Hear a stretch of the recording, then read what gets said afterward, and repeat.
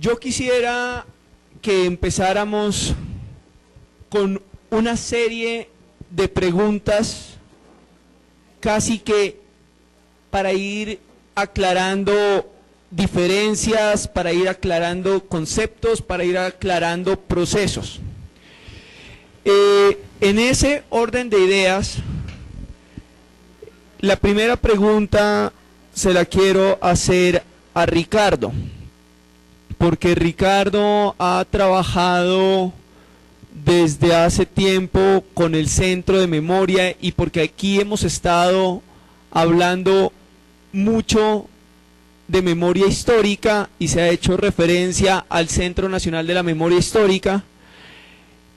Y el otro tema que se ha tocado mucho es una comisión de la verdad.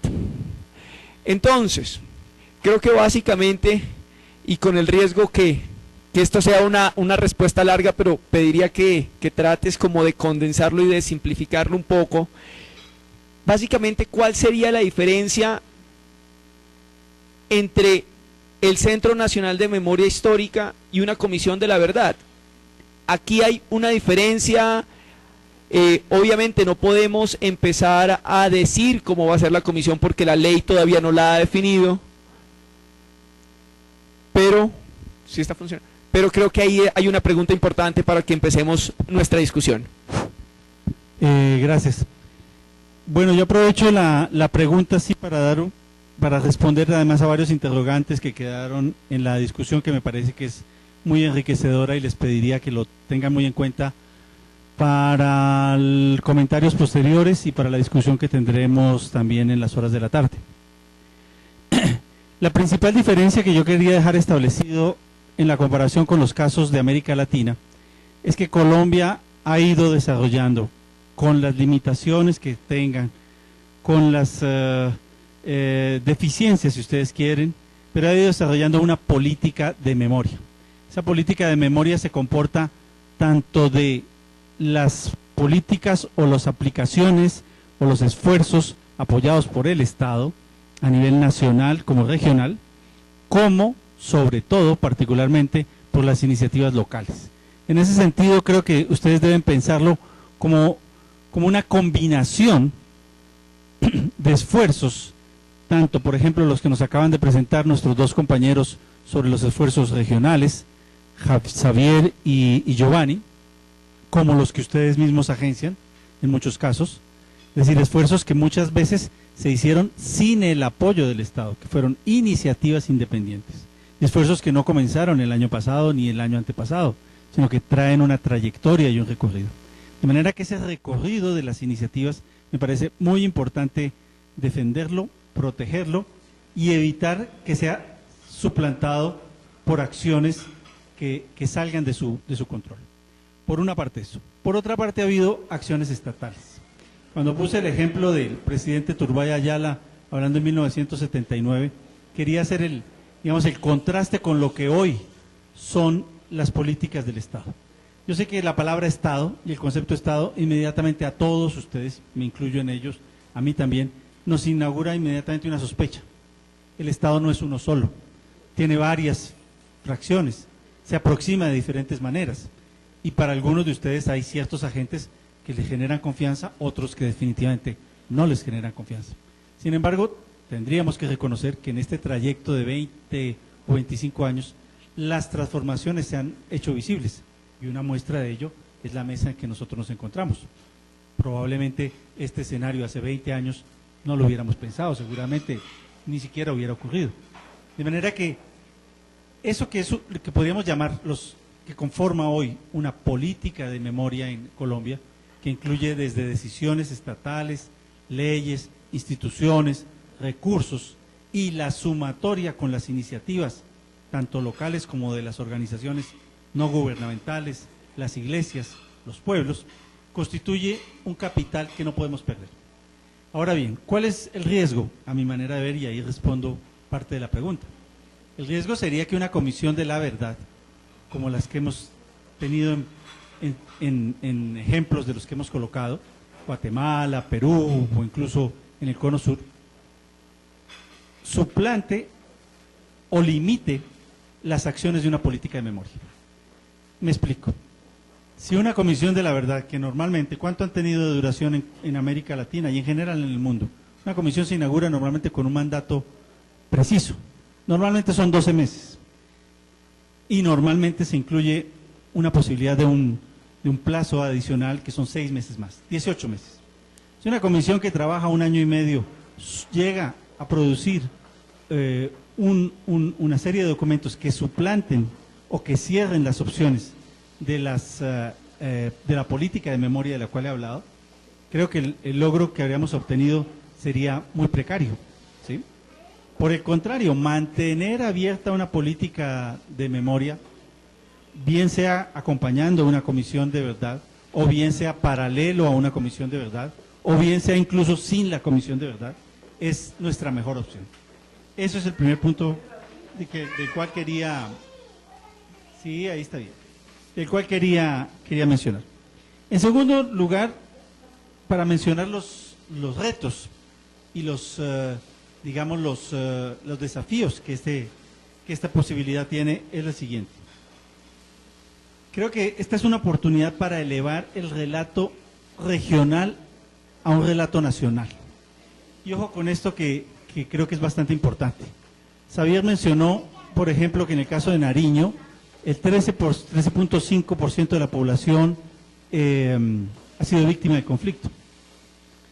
Eso incluso supera el promedio nacional, puede llegar al 10, al 11%. Pues bien, una preocupación que tengo personalmente y que comparten muchos de mis colegas es que ese relato continúe siendo un relato entre las víctimas, entre aquellos que han sufrido hechos como parte de las consecuencias de la guerra, y que ese relato no transcurra al resto de la sociedad. Fíjense ustedes que incluso en Nariño, si hablamos del 13.5%, eso significa que hay un 86.5% de la población que no se considera víctima. Y muchos de ellos no se van a considerar incluso que tuvieron efectos, ¿sí? Más allá de algunas limitaciones que pudieron tener en algún momento o de precariedades que sufrieron. Pero el diálogo entre la sociedad y la población que reclama el derecho a que se conozca su verdad, es muy importante saberlo diseñar. Si no se diseña ese diálogo, el diálogo se seguirá circunscrito a aquellos que se consideran víctimas y que seguirán conversando entre ellos sin elevar ese nivel de conversación a nivel nacional. Segundo, el segundo reto es evitar que la dinámica local vaya a ser suplantada por una dinámica nacional. Fíjense ustedes que con relación al primero, subir el diálogo, aparece un segundo. Si efectivamente se crea una comisión nacional o un aparato nacional, existiría el reto de que el relato que se vaya a construir termine siendo un relato que dibuje las grandes líneas de carácter nacional y se pierda eso que Xavier mencionaba de una manera fuerte y acertada, como la fortaleza regional, ¿sí? la vivencia regional. Pero ¿cómo combinar las dos cosas? ¿Cómo evitar que sea simplemente lo digo de una manera, utilizo un término que de pronto no es el adecuado, porque no es fácil hacerlo, pero que se convierta en un inventario de hechos, de relatos, de nombres, de sucesos, de fechas? Piensen ustedes que si hay en Colombia 6 millones de víctimas, alguien mencionó la cifra, 7 millones hace poco, cada rato pero tengo que ser consciente de que el número incluso aumenta con los días, ¿sí? Pero si hay un volumen de esos, si ponemos en fila, si ustedes piensan poner en fila 7 millones de testimonios, pues generaría algo imposible, ¿sí? Es decir, es absolutamente imposible y generaría, si ustedes pudieran leer el caso de Guatemala, que lo tuve con mi grupo de trabajo el año pasado como objeto de trabajo, pues generarían volúmenes enteros de hechos y de casos que se repiten y en ese mar, que se crea un mar de datos, finalmente termina perdiéndose el objeto y es el porqué, la causa, lo que ocurrió, el contexto. Y en ese sentido, me permitiría señalar que hay que tener en cuenta que en ese equilibrio entre historia y memoria, tenemos que buscar la manera en que la historia permita enriquecer el sentido de la memoria. Nosotros no podemos, la oposición es clara, no crean ustedes que la unión de las dos palabras que suena como mágica, memoria histórica, nos resuelve el problema. La oposición entre las dos, por el contrario, es clara. Y lo que tenemos que buscar es la complementariedad, el terreno en el cual es posible lograr un mejor efecto. Y el mejor efecto, efectivamente, sería el de construir, como decía, como señala Gonzalo en la introducción al Basta Ya, una memoria que sea legítima, que no sea consensuada, porque ese consenso no lo vamos a lograr, y en el que se incorporen explícitamente las diferencias y las contradicciones. Fíjense ustedes que es un reto mayor. No se trata de construir el consenso, se trata por el contrario de visibilizar las diferencias.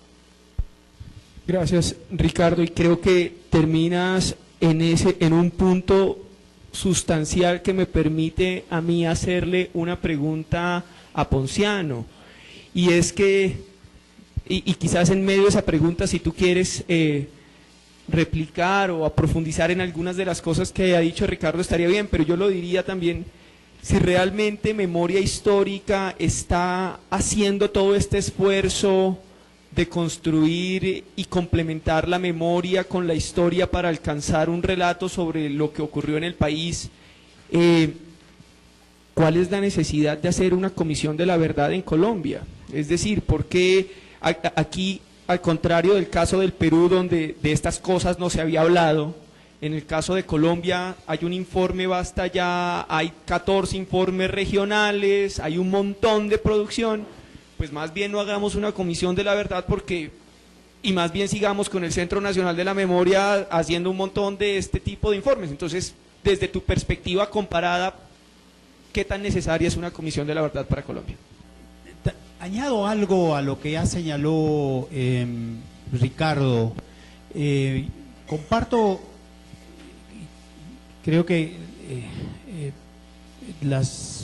todas las intervenciones han enfatizado que una narrativa nacional no debe ensombrecer la complejidad de las historias y memorias que tienen en cada una de las regiones, Perú, Guatemala,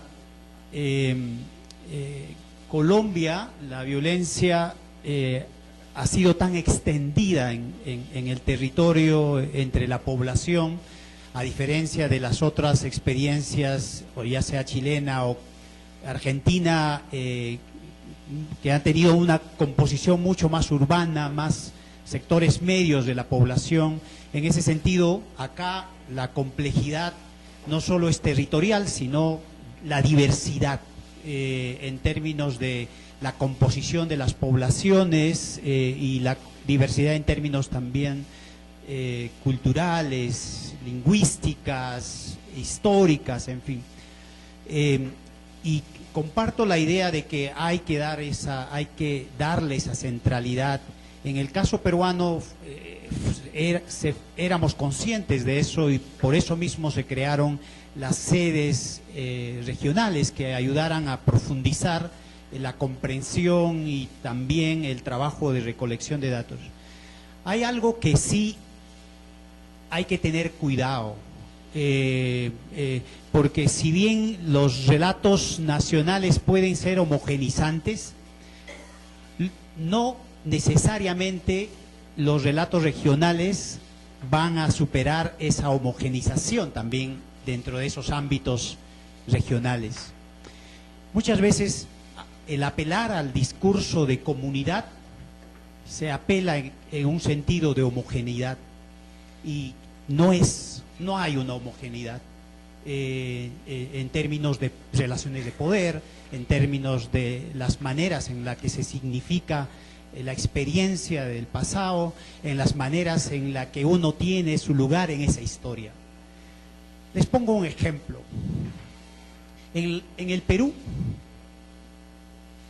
en las comunidades que vivieron la historia de la represión, han construido una memoria, todas, pero han construido una memoria más o menos para ser contada hacia un público que viene por esa historia, por esa memoria. Entonces son historias relativamente homogéneas en el que se insiste que Sendero Luminoso era un actor externo que venía de fuera y por consiguiente las violencias venían de fuera. Nos tomó tanto tiempo entender que esa memoria construida comunalmente no reflejaba la verdad de la historia. Porque la violencia cuando se inscribe en las comunidades, se inscribe dentro de una historia densa de relaciones, de conflictos, de aspiraciones, que hizo que ciertas personas, ciertos miembros de la comunidad se identificaran con Sendero, otras no, y en el proceso de la violencia, eso hizo que unos participaran activamente en o delatar o participar de la acción, pero frente al vecino, frente al miembro de la comunidad. Entonces, las violencias, la construcción discursiva de la violencia y la memoria muchas veces se externaliza y no necesariamente llega a reflejar. Entonces, el apelar a la comunidad no debe ser para construir nuevamente en relatos homogenizantes, sino hay que pensar que en el valor de entender la complejidad y la densidad que implica estas experiencias en la cotidianidad de las relaciones dentro de estas comunidades. Cuando, frente a la pregunta de Andrés,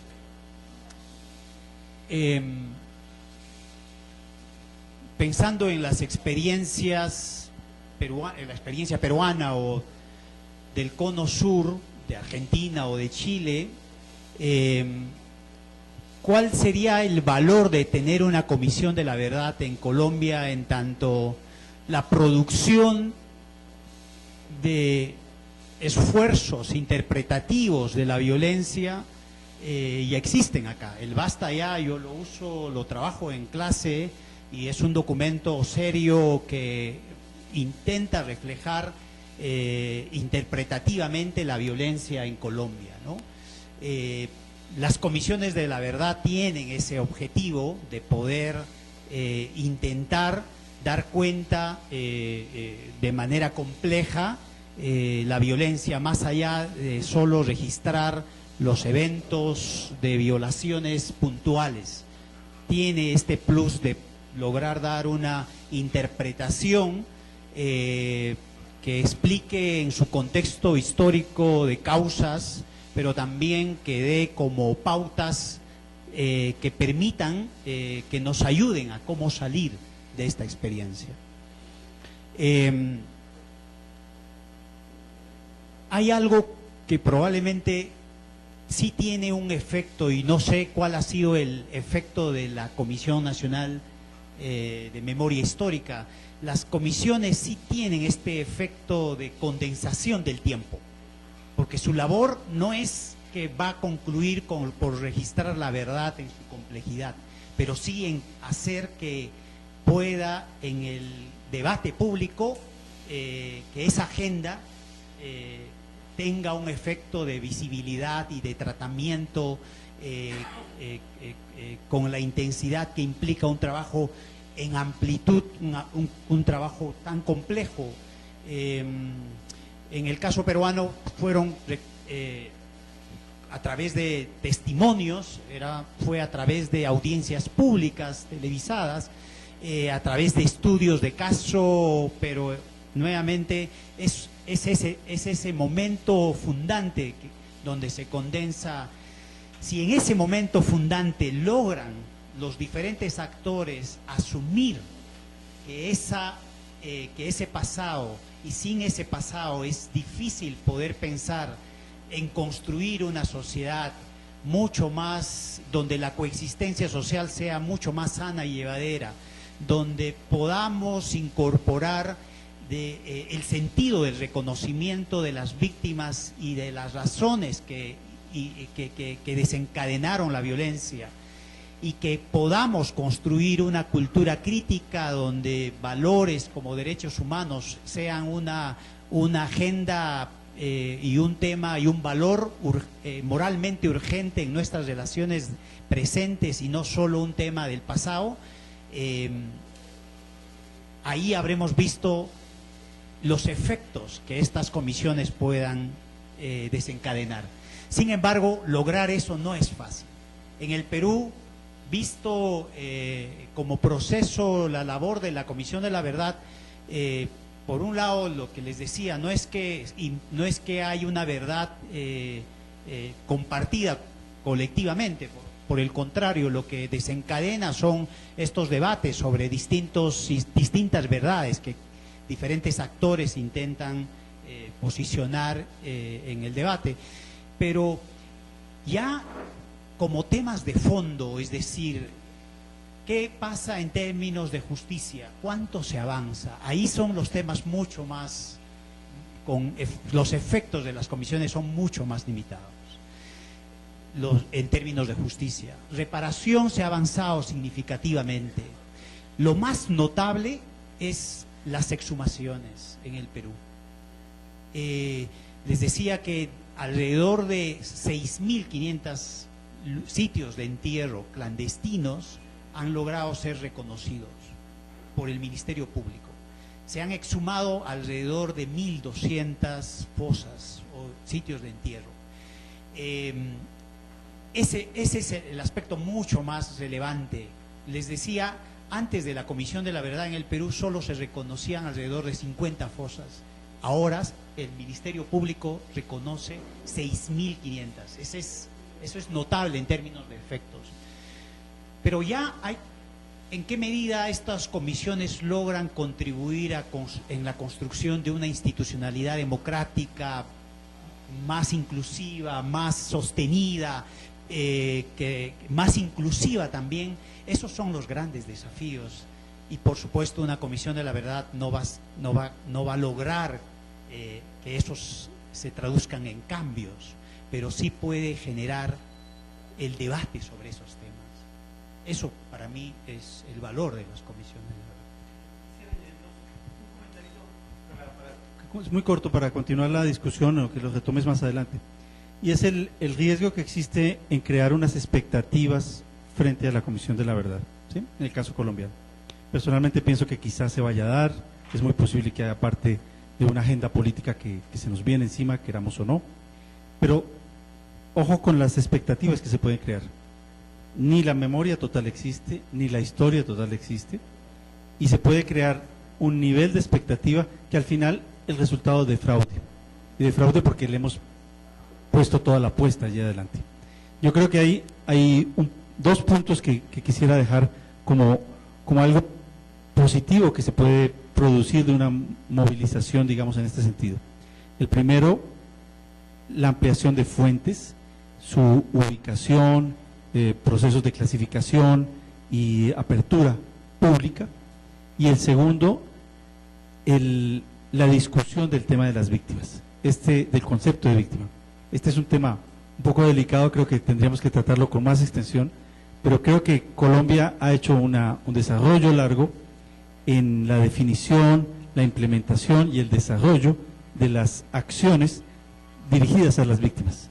Sin embargo, hay sectores que empiezan a repensar eso, empiezan a pensar no solo la agencia que han adquirido, sino la posibilidad de pasar de una posición sobre la cual se ha volcado la violencia y sus efectos, a convertirse en protagonistas. Y en ese punto, esos dos puntos, es decir, repensar la presencia de las víctimas reelaborada, digamos, en la sociedad colombiana, sería el primero, y el segundo, las opciones de apertura de archivos, fuentes que nos ofrecerían una posibilidad. Pero repito, tal vez lo más importante que quería complementar es el tema de las expectativas y el riesgo de que esto defraude más adelante. Gracias Ricardo. Y creo que precisamente para pensar un poco el tema de las expectativas, creo que vale la pena entonces preguntarles a ambos, a Xavier y a Giovanni, primero, si estos temas sobre una comisión de la verdad, no sobre la memoria histórica como tal, se han discutido al interior de sus organizaciones. Creo que esa sería una primera pregunta.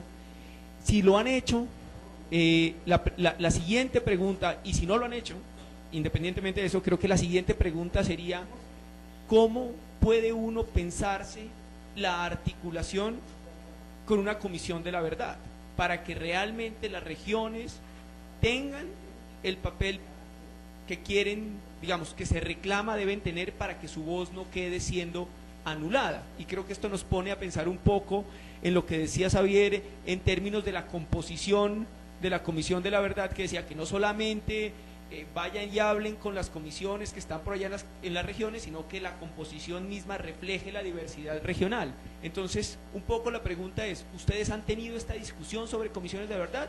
¿Sí? ¿No? Y que nos cuenten un poquito al respecto. Y la segunda es: ¿cómo se articularían con una eventual comisión de la verdad? Bueno, que conste que traté de cederle la palabra aquí. Muchas gracias. Yo me atrevería a decir que a excepción de los circuitos académicos, de los escenarios académicos de las universidades, y no todas las universidades, sino algunas, en el marco del actual proceso de paz, el tema de la memoria y la verdad son los temas menos inexplorados, más inexplorados que existen. Es decir, y en eso pues sin duda el reconocimiento al Centro Nacional de Memoria Histórica, que había trabajado en medio de una grandes limitantes en el cual la memoria y la verdad no tienen un posicionamiento muy fuerte desde el punto de vista presupuestal y de la estructura del Estado. Pero este es un tema inexplorado y que por eso es tan importante que lo sigamos generando este tipo de espacios. Yo que conozco de alguna manera las dinámicas también tanto sociales como académicas del departamento, debo decir con toda claridad que no existe en Nariño digamos una conversación, un escenario donde se haya planteado claramente la necesidad de una comisión regional de la verdad. O sea, no hay esa propuesta desde el punto de vista formal de un acuerdo, por lo menos de algunos sectores, de la institucionalidad, no existe eso. Ahora, lo que sí es cierto es que la posible creación o trabajo de una comisión de la verdad a nivel regional contaría, eso sí, con una rica variedad de experiencias de sistematización de casos emblemáticos en Nariño. Eso sí existe, ¿no? Y las comunidades lo han hecho solas y también apoyados por la cooperación y por los diferentes proyectos y algunas instituciones del nivel departamental. Y podríamos estar pasando, yo diría, en lo que conozco, de unas 50 experiencias de casos y de hechos, casos emblemáticos y de hechos violatorios de derechos humanos sistematizados a través de un proceso, con una cosa muy importante, que es lo que yo reclamo en torno al tema de la memoria colectiva y social, y es la participación de las comunidades. Ojo con esto, no solo de las víctimas, sino de las comunidades que territorialmente vivieron los hechos y que tienen una visión y una relación directa e indirecta con los hechos. Entonces Nariño, como en muchos otros campos, en estos días decíamos, Nariño está mucho mejor preparado que cualquier otro departamento para asumir la construcción de la paz. No por el lado institucional, porque si nos preguntamos si la institucionalidad regional y local está preparada para el posconflicto, la respuesta es completamente no, sino por el lado de la experiencia de construcción social de la sociedad regional nariñense, ¿no? Entonces, solo es dar el paso para que se dé la posibilidad de esta construcción con la siguiente anotación: no puede quedar suscrita a los ámbitos académicos del departamento. Es decir, la Universidad de Nariño, la Academia Nariñense de la Historia, otras universidades tienen que jugar un papel importante, pero no puede quedar encerrada dentro del ámbito académico. porque precisamente de eso estamos hablando. De alguna manera estas instituciones han construido también una historia oficial de la región. Entonces eso tiene que salirse de ese campo. Por último, yo me llamaba la atención sobre el tema de las expectativas que podemos generar con esto. Mi hipótesis es la siguiente: las expectativas serán de acuerdo al nivel de cohesión social que tengan los sectores que están comprometidos en la construcción de la paz. Me explico. Nariño tiene ese problema, tiene ricas experiencias de construcción social, de organización, pero hoy en día cada sector está jalando para su lado. Yo ponía el ejemplo, nombraron o incluyeron dentro del grupo de víctimas que fue a La Habana al líder indígena Aguá, Gabriel Bisbicús, para que fuera a La Habana. Entonces algunos emitimos un Twitter, un mensaje diciendo apoyamos a Gabriel como representante de las víctimas nariñenses en La Habana. Otros salieron diciendo, ¿quién dijo que ese nos representa a nosotros?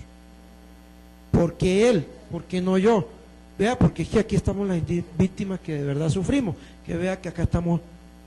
Y entonces yo hablaba en un artículo que escribíamos sobre el tema de la cohesión social.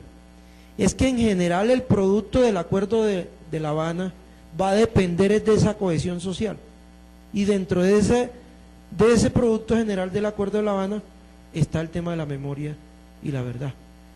Y entonces aquí yo creo que hay una tendencia a creer que una vez firmados los acuerdos se nos arreglan todos los problemas.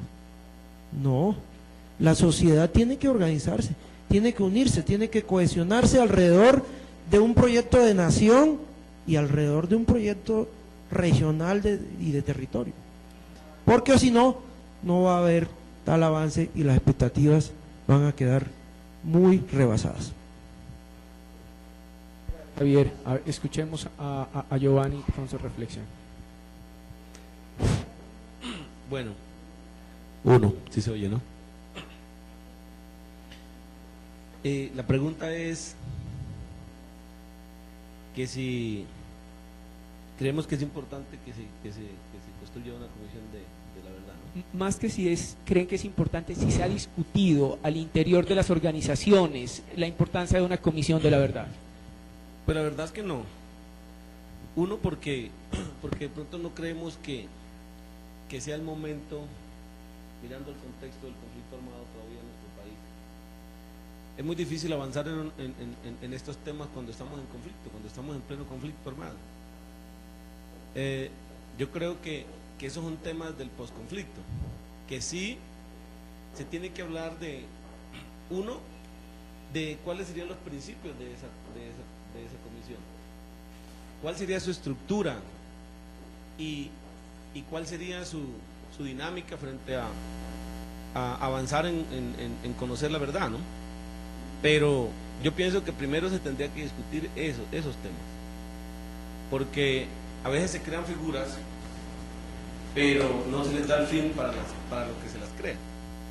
Entonces, viendo que esto, de esa verdad va a depender avanzar en la justicia y en otros temas que son relevantes, entonces se debe discutir mucho en el tema de la estructuración y los principios de la comisión, que era una de las preguntas que habían dentro de las primeras tres que estaban en el documento.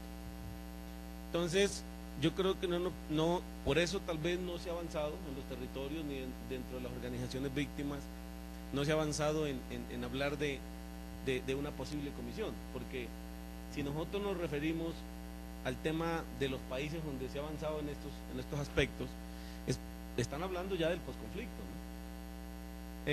Están hablando donde ya un proceso de paz ha avanzado, y como lo decía el doctor Xavier, yo creo que el fin del conflicto no es el que va a solucionarnos los problemas a nosotros, pero sí es importante tenerlo en cuenta para poder avanzar en estos otros temas tan relevantes como el tema de la verdad y de cómo es que se va a avanzar específicamente en este tema.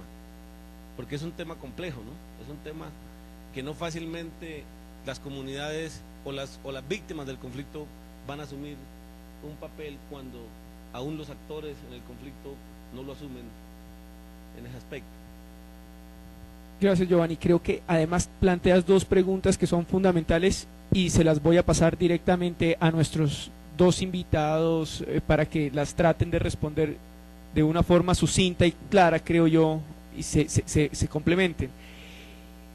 Es decir, en términos generales, ¿cuáles son los componentes de una comisión de la verdad? ¿Cuáles son cuando uno está pensando en una comisión de la verdad, cuál es la estructura básica de la cual no se va a poder salvar una comisión de la verdad en Colombia si se llegara a constituir? Yo creo que eso está en términos de precisamente lo que estaba preguntando Giovanni. Hay que definir unos principios. Creo que valdría la pena si pudiéramos como hacer una lluvia de ideas de cuáles podrían ser los principios rectores de una eventual comisión de la verdad en Colombia, si fuera necesaria, desde la perspectiva quizás de Ricardo y desde la perspectiva un poco de Ponciano, a pensar un poco en cuál sería una estructura en la cual podría estar enmarcada sin que se convierta en una camisa de fuerza, ni los principios ni la estructura, sino que como para que se vaya generando una claridad al respecto en la mente de todos los que estamos acá sentados.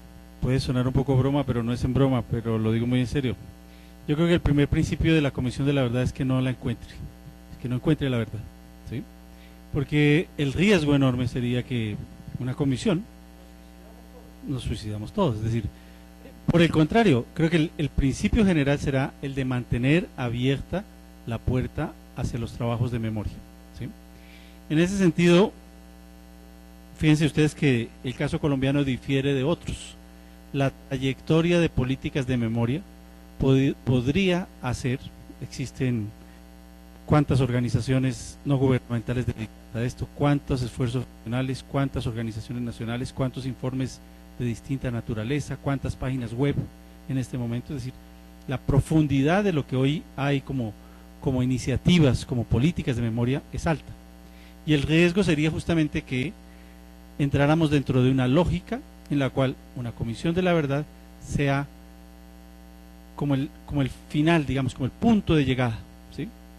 En otros casos, lo hemos visto en el caso peruano, ha sucedido así en Argentina, ha sucedido lo mismo en Guatemala, las comisiones fueron momentos de apertura, de acelerar, algo que era muy desconocido, que se impulsaba, puertas que se abrían, un poco menos en el caso Perú que otros, pero puertas que se abren y que impulsan futuros trabajos. De suerte que, primer principio ese, es decir, evitar que eso signifique un cierre y por el contrario dejar abiertas las puertas y aprovechar la oportunidad. Segundo principio, a mi manera de ver, y creo que en esto hay consenso y por parte de nuestros colegas por supuesto también, la presencia regional, ¿sí? Es decir, entre la visión o el diálogo nacional y lo regional, cómo construir equilibrios y cómo construir equilibrios que permitan que desde lo regional actores que no han tenido la relevancia suficiente puedan hacer presencia en ese espacio o en ese relato nacional que se pretende construir. Y finalmente, un tercer principio, o más que principio, una advertencia quizás. Los tiempos de memoria no son eternos. Las sociedades que han salido de una crisis social, de una crisis económica y moral que representa una guerra, lo conocen bien. En el caso de la Argentina, los tiempos no fueron eternos, ha dependido de oportunidades políticas. En el caso de Guatemala, que conozco más de cerca, el tiempo se abre dependiendo mucho de la cooperación internacional, de la mirada externa, de los esfuerzos de los agentes, de los aliados que llegan desde afuera. A veces nosotros dialogamos y hablamos entre nosotros como si tuviéramos la oportunidad de seguir en este diálogo durante muchísimos años. Y mi advertencia es muy urgente posicionar temas centrales en la agenda futura, pero temas centrales que, repito, sean comprensibles para el resto de la sociedad y que signifiquen un compromiso de continuidad y exploración sobre esos temas. Por eso, jerarquizar, priorizar, puede ser, digamos, uno de esos principios. Jerarquizar y priorizar lo que serán las futuras tareas de los trabajos de memoria en las décadas o en los años siguientes. no cerrarlo, jerarquizar y establecer un relativo equilibrio entre los intereses regionales y los intereses nacionales. Conciso, preciso, claro, creo yo.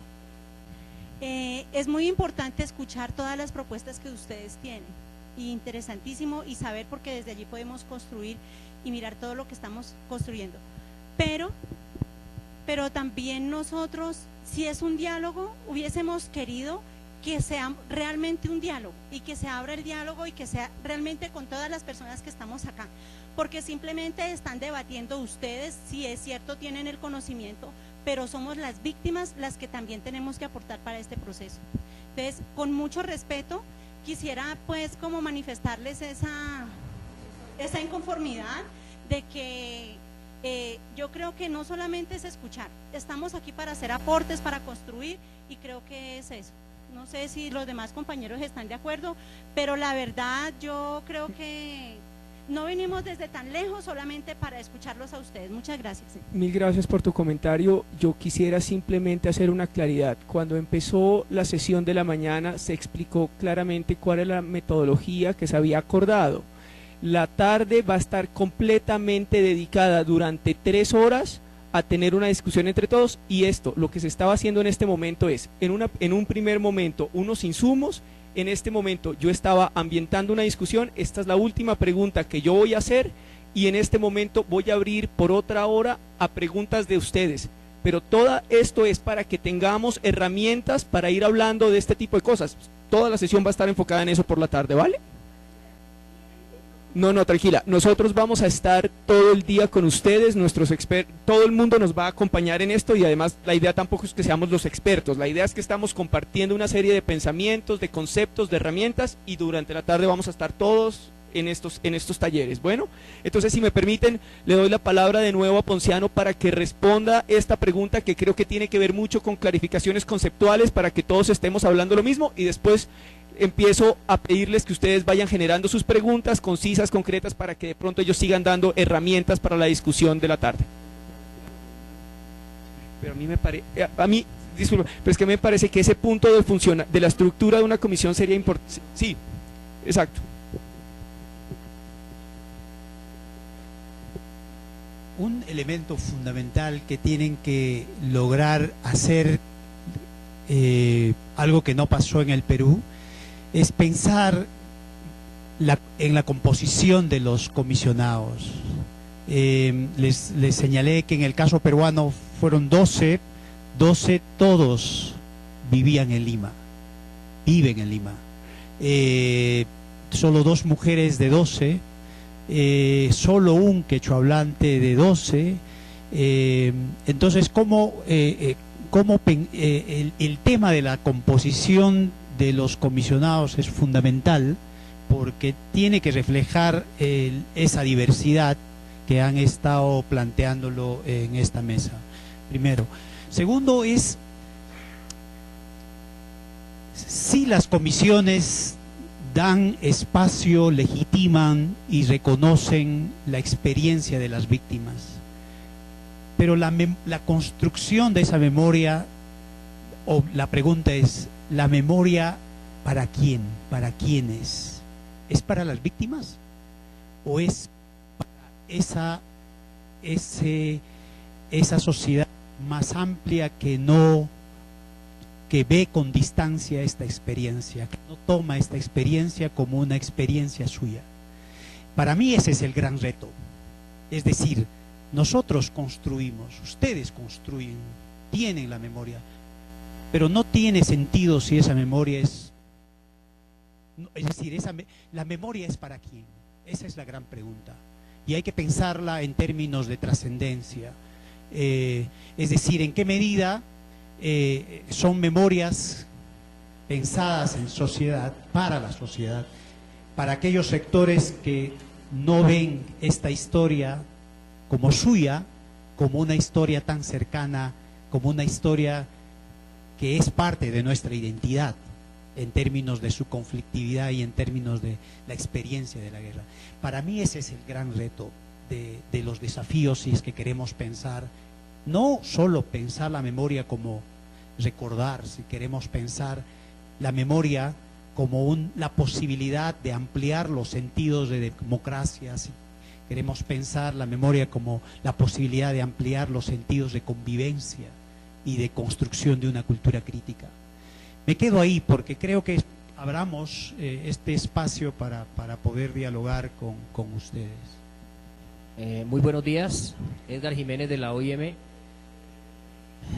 Digamos, una de las tareas que se ha venido dando por parte de las víctimas es, de alguna manera, empezar a trabajar en eso de lo que es la verdad y la justicia. Pero la verdad y la justicia también integra algunos componentes, integra algo que diríamos nosotros que es fundamental, y es el tema de la reconciliación. Y en el tema de la reconciliación también está contemplado lo que se refiere a la justicia transicional. Parte precisamente de esa comisión de la verdad va de alguna manera a dar luces frente a eso que en este momento se está trabajando en el país, que es la justicia transicional. Gracias por su pregunta. Vamos a recoger varias, ¿vale? Y ustedes las van organizando. Tengo otra pregunta por acá.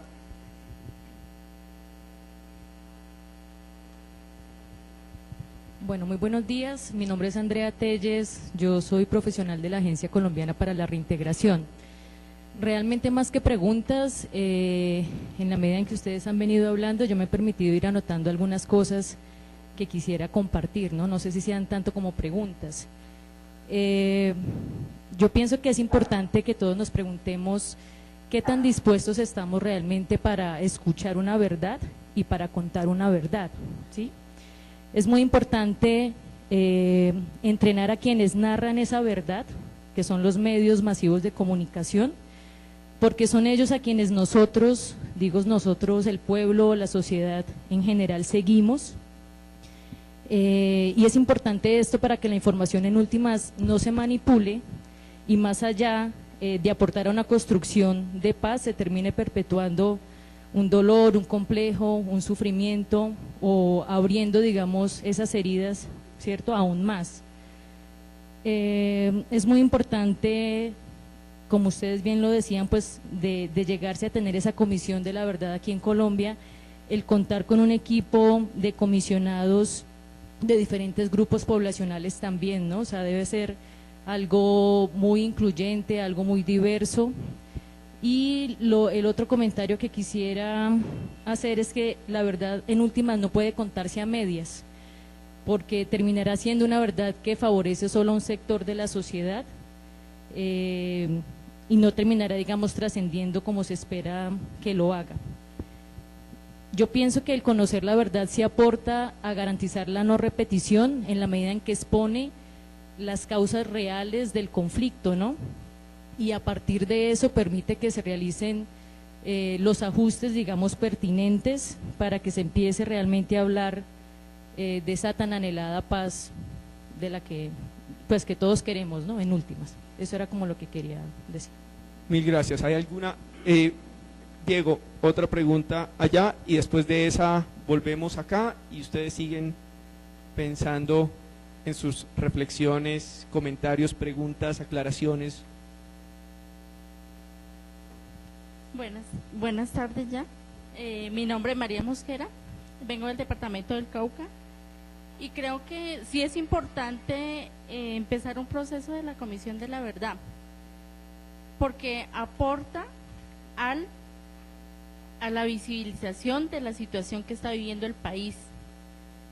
Pero también, de acuerdo a lo que he escuchado hoy, donde se menciona que hay algunos cambios, y yo realmente no veo los cambios, que se cambia de nombres, que se cambia de diferentes actores armados, pero realmente unos cambios en el tema de que haya mejorado la democracia en nuestro país, muy poco.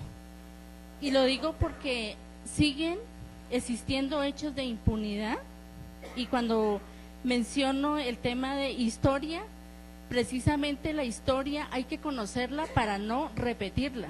Entonces, cuando uno escucha temas de impunidad en nuestro país, de dirigentes muy importantes, pero también de dirigentes de la zona rural, de personas del común, entonces uno dice, la Comisión de la Verdad, ¿a qué le va a apostar?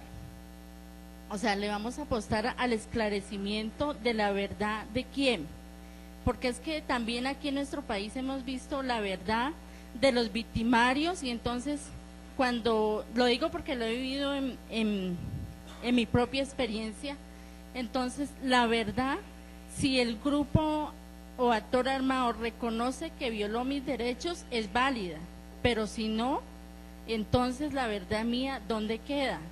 Entonces yo lo digo porque es una reflexión que debemos de tener, de partir desde ahí, cuál es nuestra verdad y cuál es la comisión de la verdad que se va a establecer en nuestro país. Entonces, a mí sí me parece muy importante, y cuando la compañera menciona acá el diálogo es de aquí para allá, pero de allá para acá.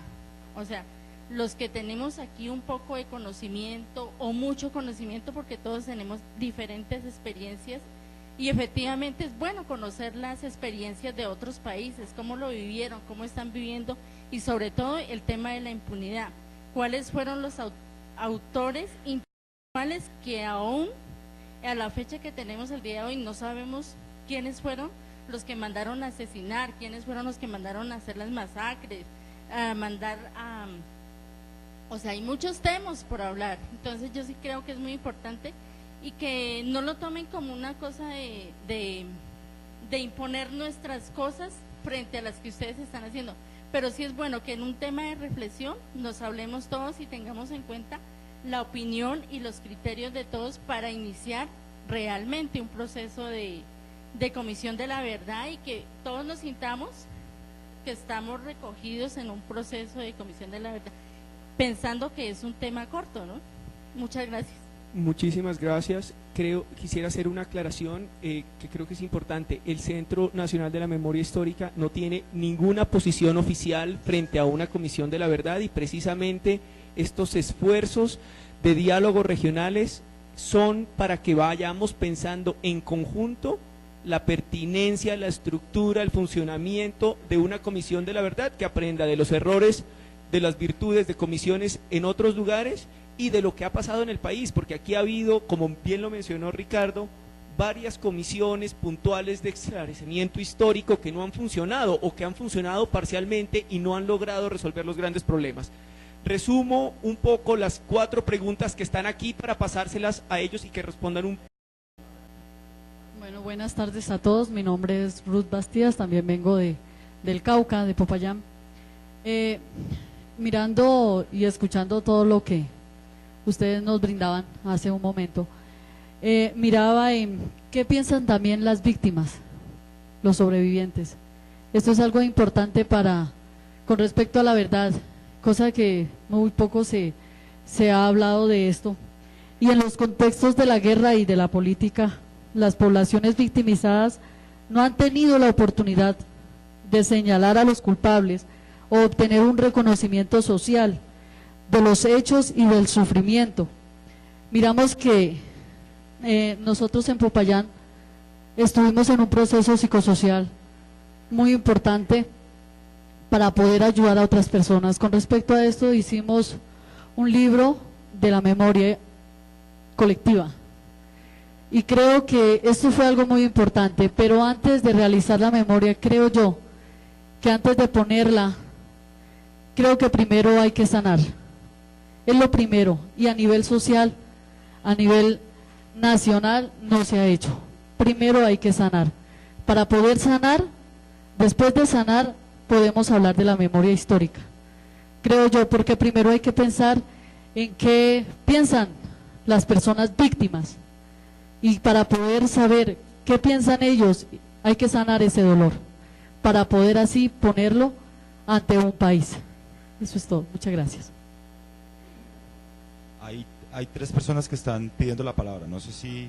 A mí me gustaría que podamos responder y que después hagamos otra ronda, porque no queremos agotar todo esto en la primera. Entonces yo resumo básicamente, aquí hay 5 preguntas. Primero, ¿una comisión de la verdad va a poder responder y solucionar el problema de la impunidad en Colombia?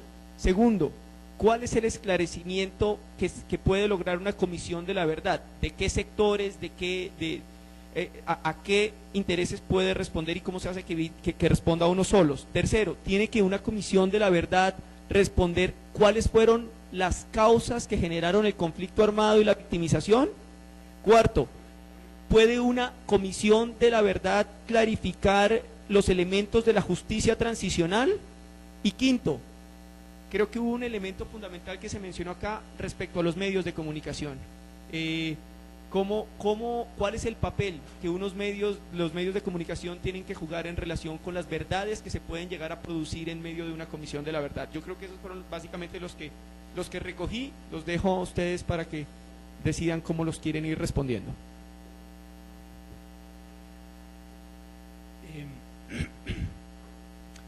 Al igual que ya Ricardo señaló esta relación compleja entre memoria, historia y cuál era la verdad, es lo mismo estas palabras memoria, verdad, reparación y reconciliación o justicia. A veces usamos porque lo asumimos como mandato y en el fondo la relación entre justicia y reconciliación es bien compleja. Hay todo un debate más filosófico de que la reconciliación no es una decisión que ofrece el Estado como posibilidad, es una decisión personal de asumir si acepto o no acepto perdonar por algo.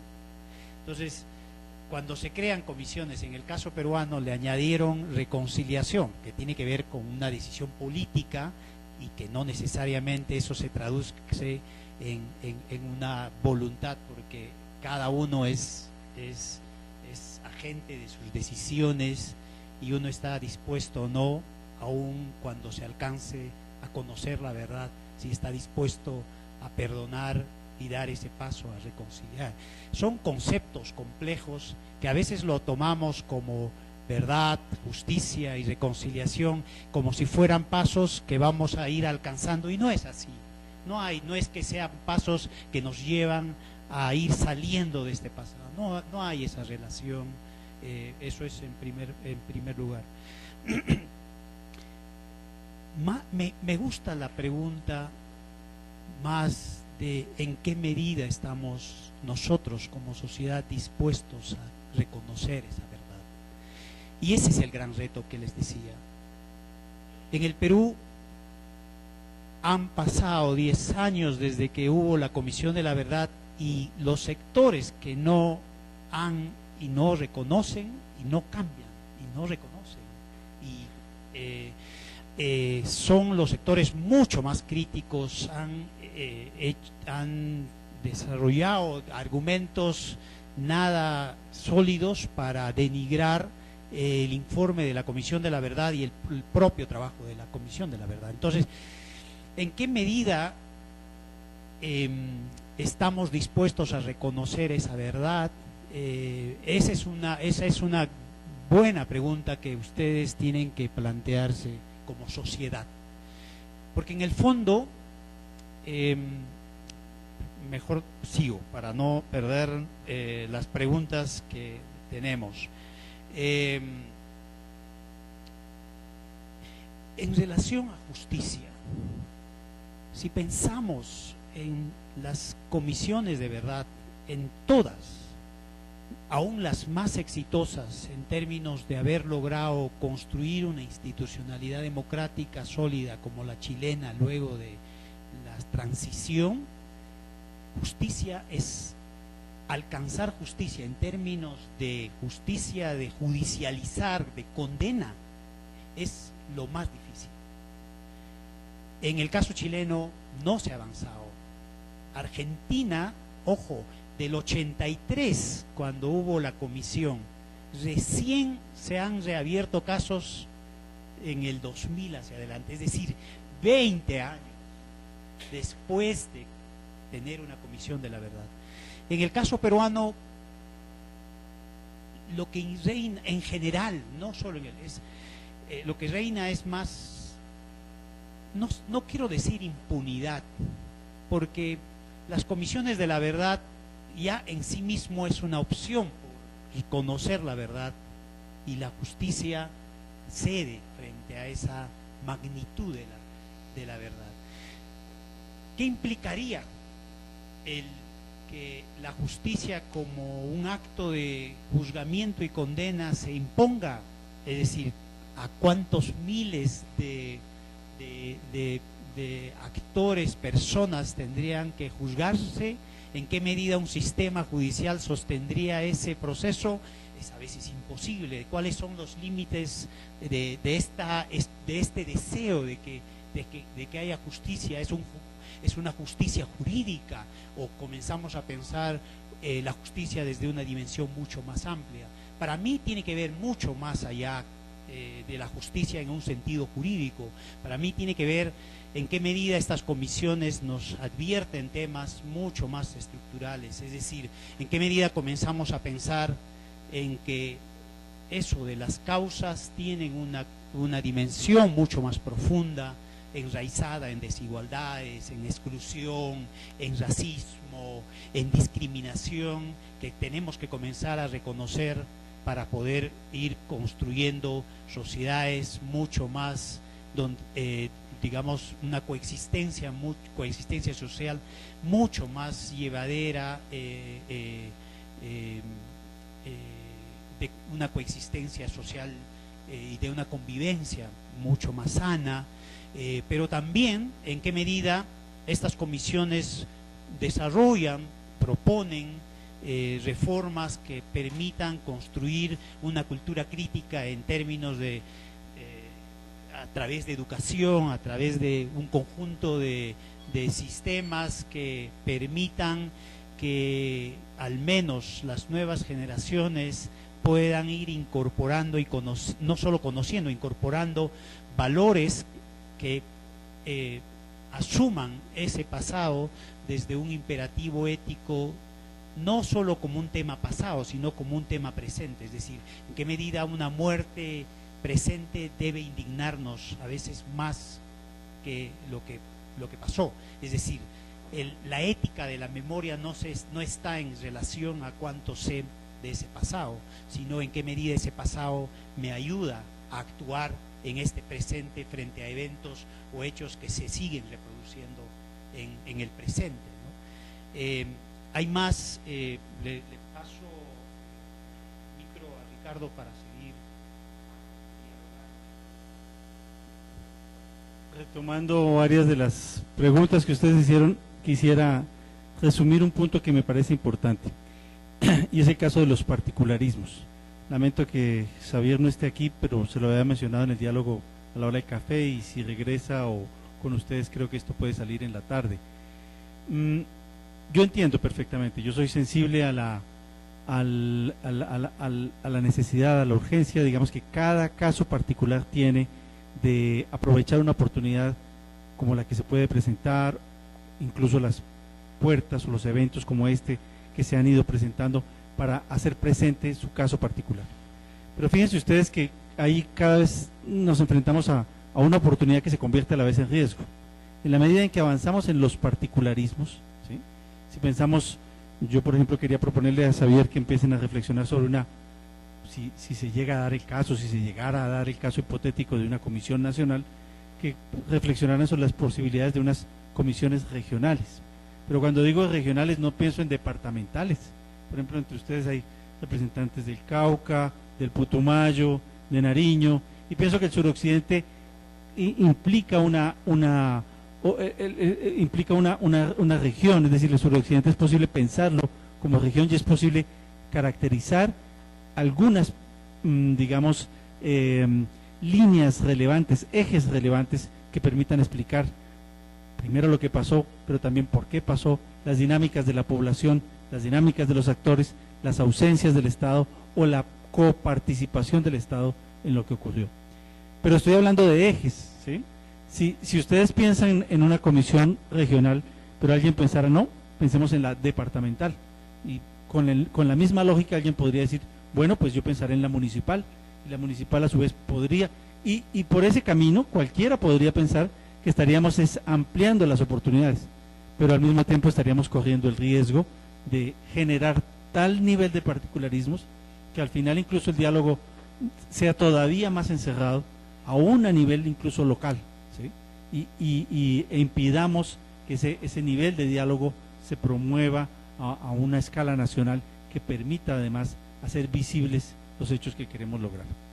En ese sentido, un comentario general a las preguntas es: tengan en cuenta a la vez la oportunidad que presenta la temporalidad que estamos viviendo, pero a la vez tengan en cuenta que estamos tratando de dejar abierto un camino, y por eso insistí tanto en las fuentes, en los archivos, en las unidades, en las organizaciones locales, de dejar abierto un camino que continúe, ¿sí? Es decir, que no todo se puede agotar, que no se va a agotar, y eso está ligado con las expectativas. En la medida en que no todo se puede agotar, tendríamos necesariamente, yo sé que eso es difícil, muy complicado además si se hace regional, priorizar. Y al priorizar tendríamos que establecer ejes, establecer sobre lo cual, voy a poner un ejemplo, digamos, conozco muy bien el caso del Cauca, que ha sido mi lugar de trabajo, mi espacio de trabajo en 20 años, pero probablemente desconozco otros escenarios. No estoy muy seguro, por ejemplo, dialogando con los colegas del Putumayo, el caso de las comunidades indígenas no ha tenido la misma relevancia que ha tenido en otras comunidades del suroccidente. Entonces fíjense ustedes que se pueden identificar ejes muy importantes que no han tenido la relevancia y sobre los cuales sería importante aprovechar la oportunidad. Lo segundo que quería comentar, aprovechando el comentario que hizo la amiga de Popayán, se levantó, ella utilizó un término que se viene empleando y que yo ya había sugerido, y es la idea de empezar a hablar de los sobrevivientes de la guerra, ¿sí? Es decir, es muy importante, porque en algunos casos, repito, mi trabajo fue sobre el Cauca y entiendo más de cerca del norte del Cauca, entiendo más de cerca ese sentimiento. Muchos de ellos fueron protagonistas en muchos sentidos, ¿sí?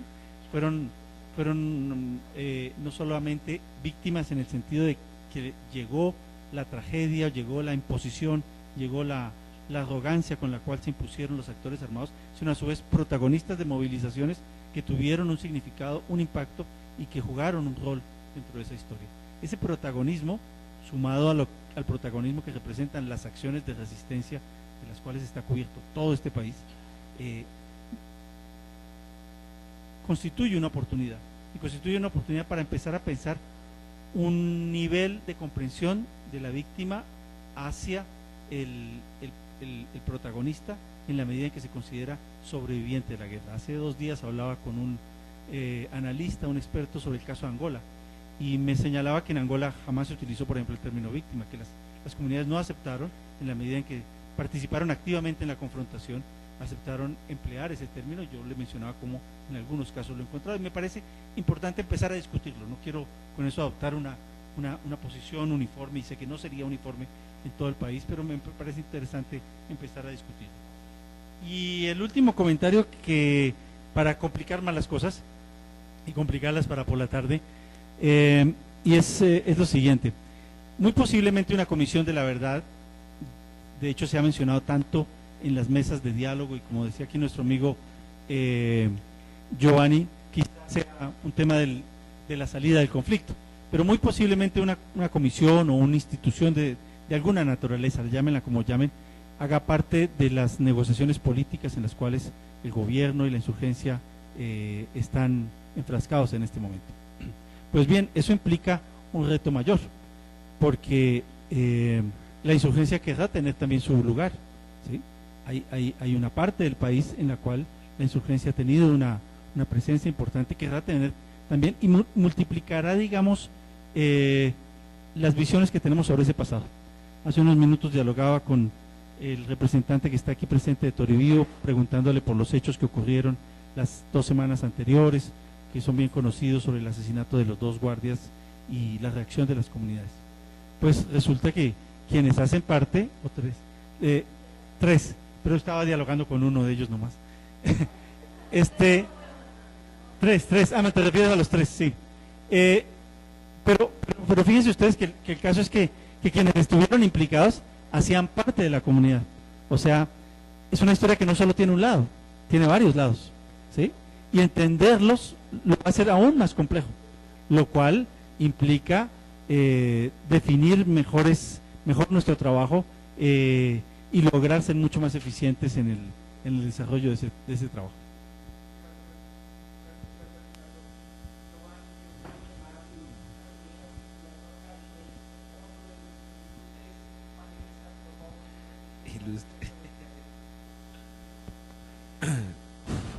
Bueno, frente a lo que está escuchando, aquí se habló de un tema que es bien importante. Aquí se habló de cuál verdad, ¿no? De cuál verdad se va a hablar, a quién va dirigida la verdad.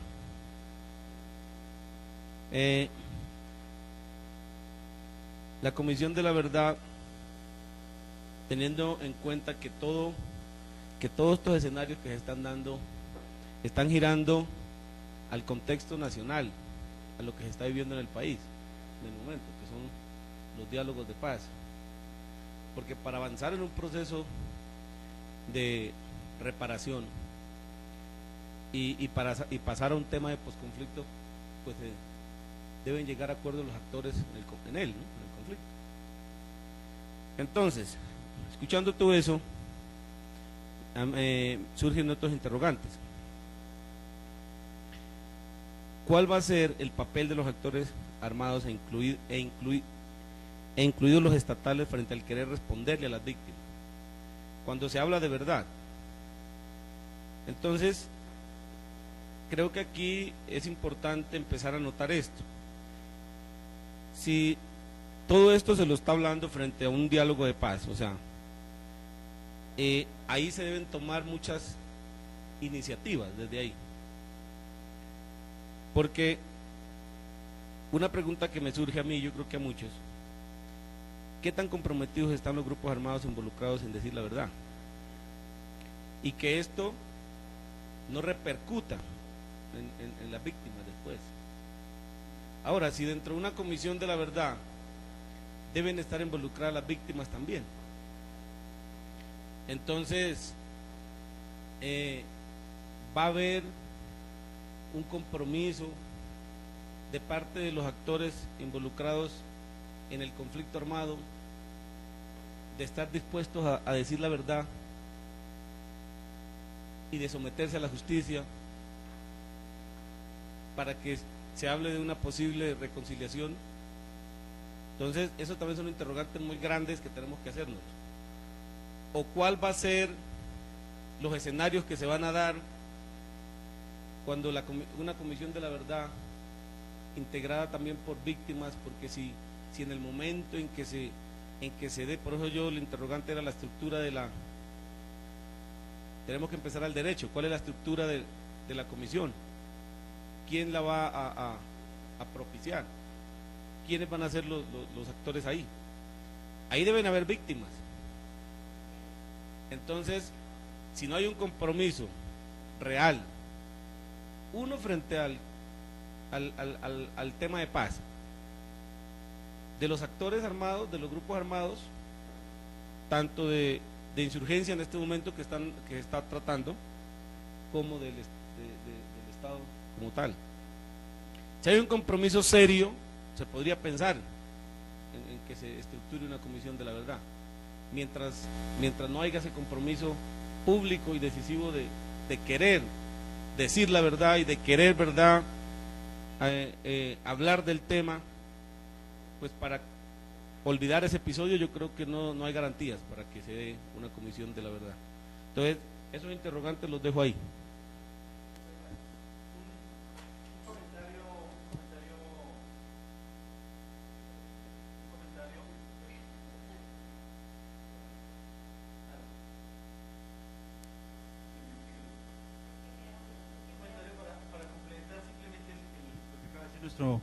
Nuestro colega Giovanni. Y es lo siguiente, miren, tengan en cuenta lo siguiente,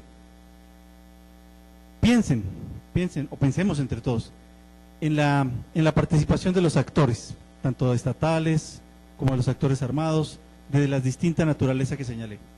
Piensen que la configuración de un proyecto de verdad también va a ser la oportunidad para los actores armados de intentar dejar su versión, ¿sí? De intentar reivindicarse e intentar dejar colocar límites, ¿sí?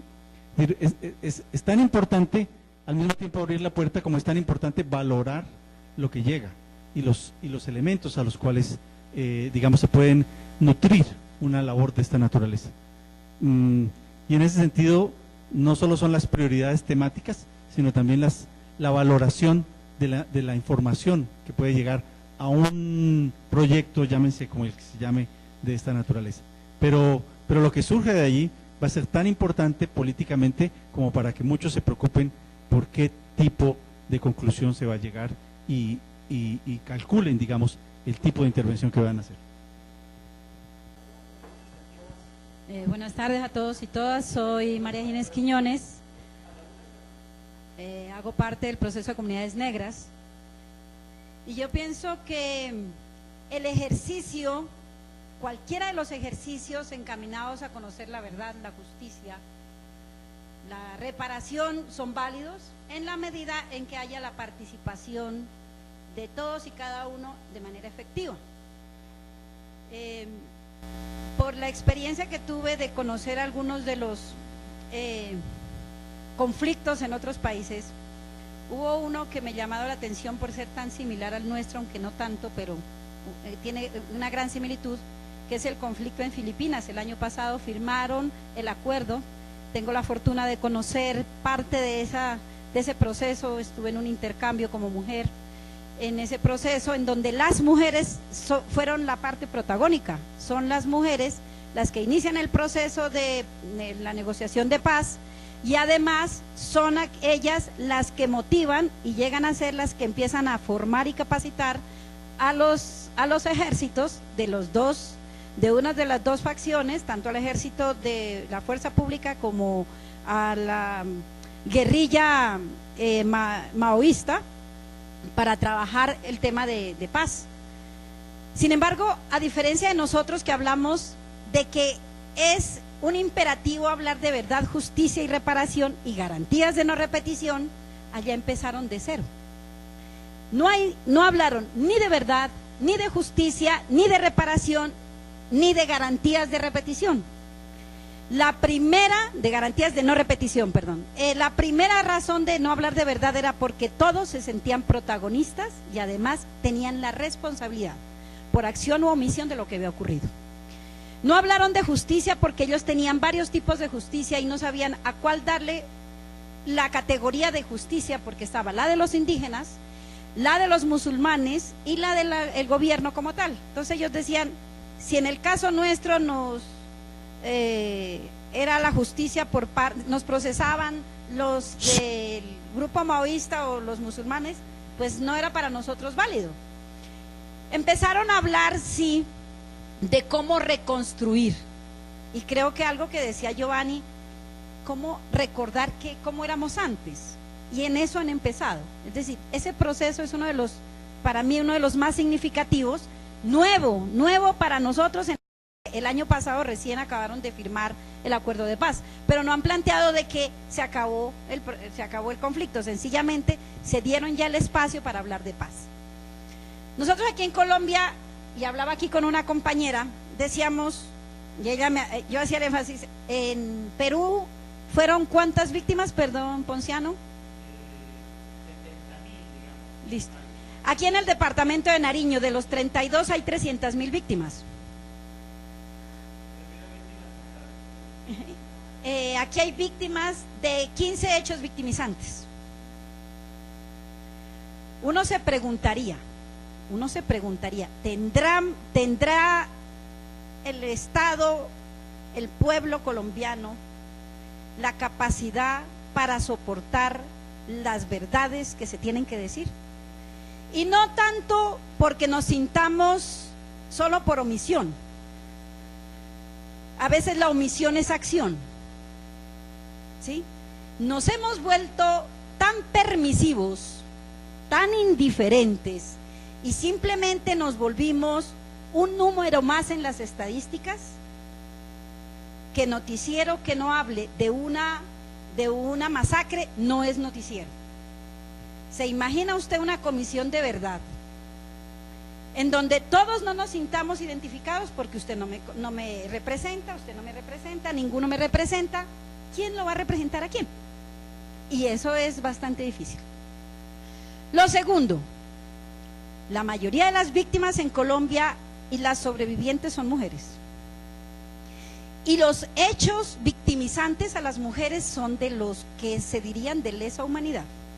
Violencia sexual, abuso sexual, está el reclutamiento forzado sin dejarlo de lado, la desaparición forzada, y póngale todas las arandelas que quiera. ¿Estarán los actores armados, el Estado colombiano, en capacidad de asumir lo que le corresponde, conociendo lo que se sepa en la Comisión de Verdad, lo que realmente pasó en este país? Y yo creo que el ejercicio que podemos hacer es, empecemos por nuestra casa. Empecemos por nuestra casa. Empecemos por bajarle la intensidad al conflicto en los hogares. Empecemos por reflexionar lo que significa para este país hablar de paz. Cada vez que alguien dice, estamos en el proceso de paz, la indiferencia que hemos tenido, porque aunque hay muchos que replican, son poquitos los que realmente hablan. En este país tenemos la mala costumbre de no creer en el otro y seguimos así. Y a veces le creemos al de fuera. Muestra de ello es que si no hay gente de fuera, no se cree que la cosa que se está hablando esté bien. Pero fuera de ello, solo quería plantear que el ejercicio de memoria vale hacerlo aún estando en conflicto armado. Que esta comisión de verdad no necesariamente tiene que ser aquella que nos la impongan, sino la que nosotros podamos montar. Y nosotros, por ejemplo, como autoridades afro, estamos haciendo un pequeño ejercicio de ir recogiendo qué está pasando, qué nos pasó y qué nos puede estar ocurriendo. Y en esa medida creo que cuando se hable ya de las comisiones de verdad, las podremos enriquecer, nos darán tal vez respuesta a lo que queremos y al menos vamos a tener algo que decirles a nuestros hijos y a nuestros nietos de lo que ocurrió en este país. Creo que es el ejercicio de hacer una comisión de verdad, que ojalá todos sepamos claramente qué significa. Valdría la pena en este país empezarlo, yo diría, desde lo que estamos haciendo, porque ya empezamos a hablar sobre cómo tendría que hacer ese tema de verdad. Muchísimas gracias. Creo que esos temas los tenemos que abordar y profundizar en la sesión de la tarde. Les pido al resto que por favor sean concretos, van a hacer caso a la una y vamos a volver en la tarde a elaborar esto en conjunto entre todos y vamos a tener espacio para profundizar. Muy buenas tardes. Buenas tardes. Buenos días. Mi nombre es Sandra Rosero, promotor psicosocial PAPSI de Popayán.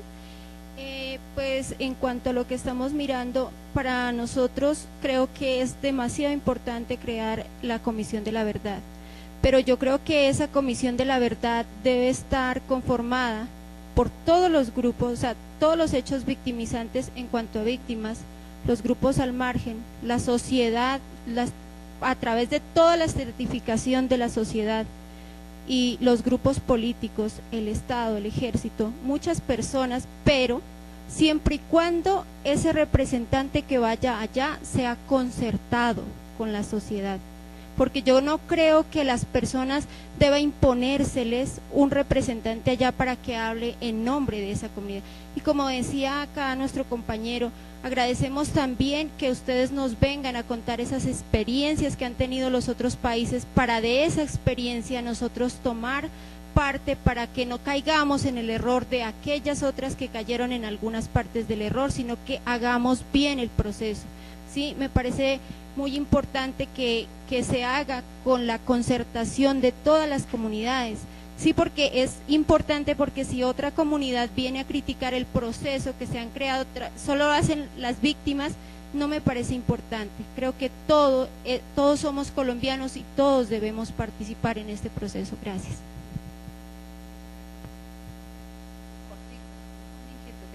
Muy buenas tardes para todos, mi nombre es Gladys Anacona, vengo de la ciudad de Popayán y soy de la mesa municipal. Es una inquietud para ustedes y me disculpan todos si de pronto los ofendo.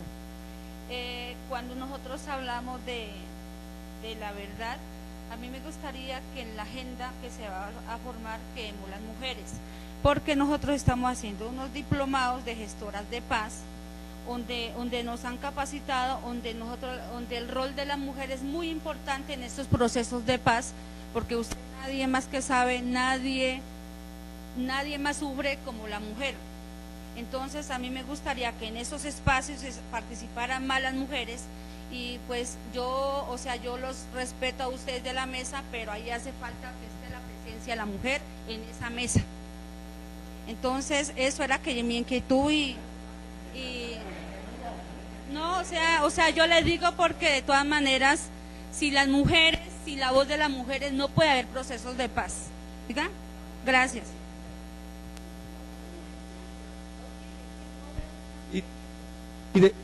Y creo que ya que los dos comentarios se refirieron mucho, hay una cosa que no hemos mencionado aquí y que creo que sí vale mucho la pena mencionar, porque hablaban del proceso de comisiones de verdad que han empezado a gestionar las comunidades afro, pero también hay un informe de comisión de la verdad que hicieron las mujeres en Colombia, que se llama la Comisión de la Verdad de las Mujeres, que la hizo la Ruta Pacífica de las Mujeres, y que es absolutamente valioso. Y creo que una de las grandes preguntas para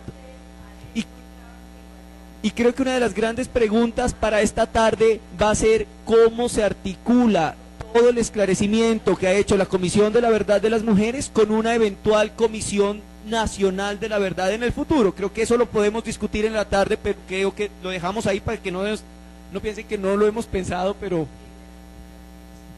por favor. Buenas tardes, mi nombre es Jaime Enríquez y hago parte de la comunidad estudiantil del municipio. Planteo lo siguiente. Dice, es importante saber todos los criterios relacionados con el conflicto y más aún conocer y reconocer a sus víctimas y los hechos victimizantes. Pero siendo parte de la población urbana del país nos vemos entre comillas al margen o a salvo de esto. Esa es una idea errada para el gran porcentaje de la población, porque la situación actual e histórica nos deja o nos convierte en víctimas potenciales. Mi pregunta es entonces, ¿de qué forma se puede integrar al común de la población urbana para primero la Comisión de la Verdad y de qué forma se puede intervenir para el mejoramiento social y ahora parte de un posible posconflicto?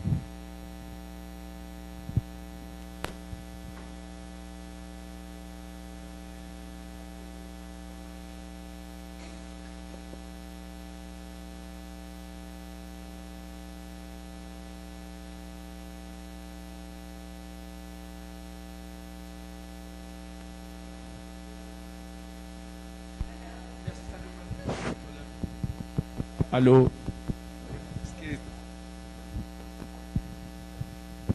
¿Aló? Bueno, para todas, muy buenas tardes. Yo vengo del Putumayo. Soy María Ruby Tejada Suárez y vengo de la Inspección del Tigre.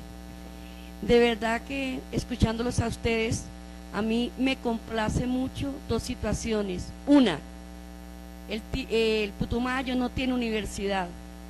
El Putumayo tiene un poder humano muy grande, es allá donde se han concentrado esas víctimas de un proceso muy grande. Por ende, la Inspección del Tigre está en un proceso de un piloto nacional. ¿Por qué fue un piloto nacional? Porque a raíz de una masacre que hicieron las AUC, todo se quedó impune, todo se quedó callado a una verdad. Las mujeres levantamos esa voz de aliento y nos tocó que entutelar, y con tristeza decir, entutelar al gobierno para que se visibilizara lo que sucedió en el Tigre y lo que estaba pasando en el Putumayo. Por eso es así que la Comisión de la Verdad, con estos departamentos que estamos hoy invitados, yo creo que es un principio y será un fin a una verdad. He escuchado que no sabemos quiénes cometieron los delitos. Claro que sí lo sabemos, claro que sí. Las asociaciones de víctimas y las asociaciones que estamos en este arduo caminar, sabemos quiénes cometieron esos delitos. Lo que pasa es que aquí tiene que haber una verdad, tanto del gobierno como de los autores armados. Es una realidad que la verdad tiene que ser de parte y parte, porque para nadie es un secreto, para nadie, y ustedes lo saben como organizaciones, que están en un proceso, que el gobierno también ha tenido mucha, pero mucha culpa en el proceso de esta verdad. Aquí se nombran los autores armados ilegales, pero también tiene la verdad que existir el gobierno, porque el gobierno es un autor y es un autor legal, y es allí donde nosotros la verdad la tenemos que hacer desde un principio, que hayan esos docentes para que se esclarezca la verdad que tanto reclamamos, y la verdad tiene que existir para nosotros llegar a ese fin. Y si queremos la paz, tenemos que empezar para que se nos visualice y se nos diga la verdad a nosotros como víctimas. Sí, gracias. Aló. Sí, muy buenas tardes para todos y todas. Mi nombre es Marta Andrade, soy de Samaniego y hago parte de la Mesa Departamental de Mujeres. Bueno, a mí me llamó la atención cuando se hablaba aquí, sobre todo Giovanni decía que en las organizaciones de víctimas todavía no se había tramitado este tema de las comisiones de la verdad. Entonces yo hago una pregunta: ¿cómo pedagogizar este asunto y que sea sustentable? ¿Sí? Que sea sustentable para alcanzar mayor movilización, tanto de las víctimas como de la sociedad en general. Gracias. A ver, mi nombre es Marta Solarte, hago parte de la Mesa Municipal de Víctimas y la Mesa Departamental. A ver, mis reflexiones sobre la verdad. Yo creo que la verdad es de gran importancia, lo mismo que la memoria histórica, que dice se relaciona, las dos tienen una relación totalmente, por motivo de que una minimiza el dolor, lo digo por experiencia, ¿sí? Cuando uno sabe la verdad, no, como dijeron, no se olvida, porque imposible olvidar, pero minimiza el dolor, ¿sí? Porque uno sabe el porqué, ¿sí? Y cómo suceden los hechos. Yo creo que es de gran importancia la verdad y la memoria histórica, porque también califica el grado de afectación de las víctimas. Yo creo que uno, cuando sabe la verdad, sabe el grado de afectación también, y esto sirve también para que el gobierno tenga en cuenta la reparación a las víctimas, porque todo no puede ser una reparación igual, tiene que haber una reparación diferenciada, porque hay afectaciones más grandes a unos que a otros. Entonces yo creo que eso, y otra, pues de que, como decía la compañera, hay muchos hechos, como en el Putumayo. Yo también soy del Putumayo, pero vivo aquí y soy afectada del Putumayo.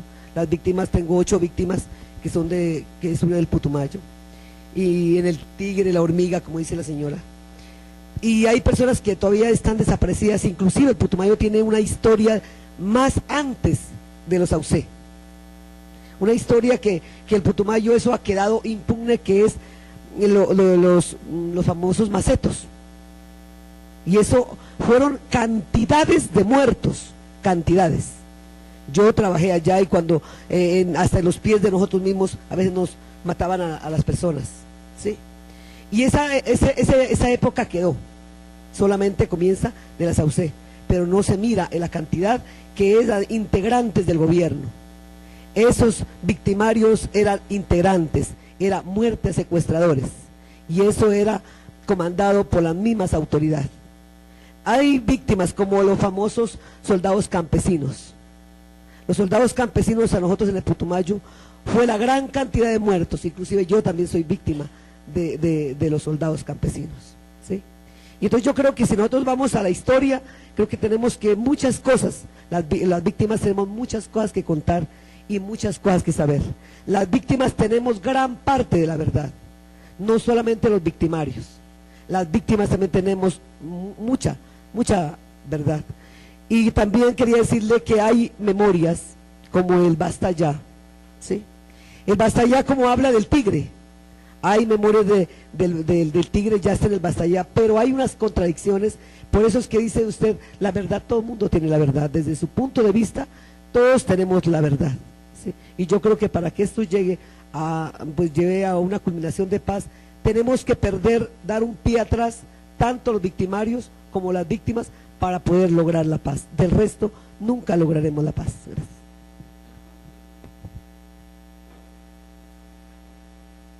Gracias, Diego. Y gracias a todos ustedes.